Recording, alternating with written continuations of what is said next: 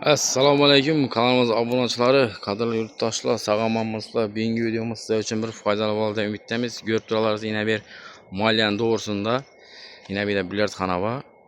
Avvalgi o'ktama nomeradin balıkçı hammadan olsa kerak.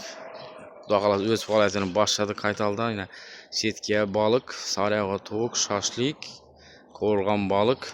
Xudo xohlasa inang. Bu yerni hamma biladi, xudo xohlasa. Ko'p odamga ham bildirar vaqtida. İnek içanda balık var. Xudo xolasa az içanını bir qator obzor etib beramiz qo'ldan kelganicha. İnek giraverish.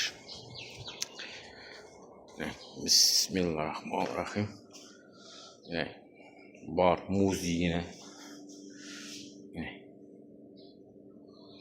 Komfort ishlangan zakonli ajoyib.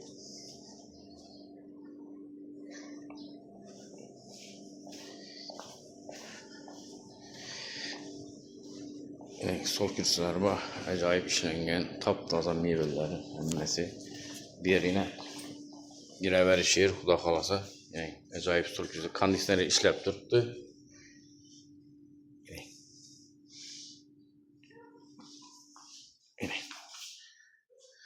Yeb ichib, kiyib o'tiraman, tiqa o'tiradigan yer kerak bo'lsa uchra galarasida ining.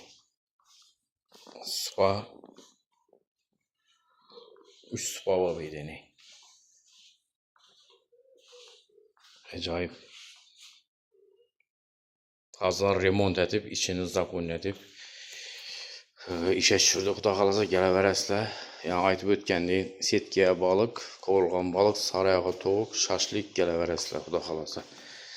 Kanalda yangi bo'lsangiz obuna bo'lib qo'yinglar do'stlar. Yangiliklar bo'lsa chiqarib boramiz, xudo xolasa. E'tiborlaringiz uchun katta rahmat. Sog'lom bo'linglar. Ekranda telefon raqami yozib qoldiramiz, dastapgan bo'ladi. Xudo xolasa.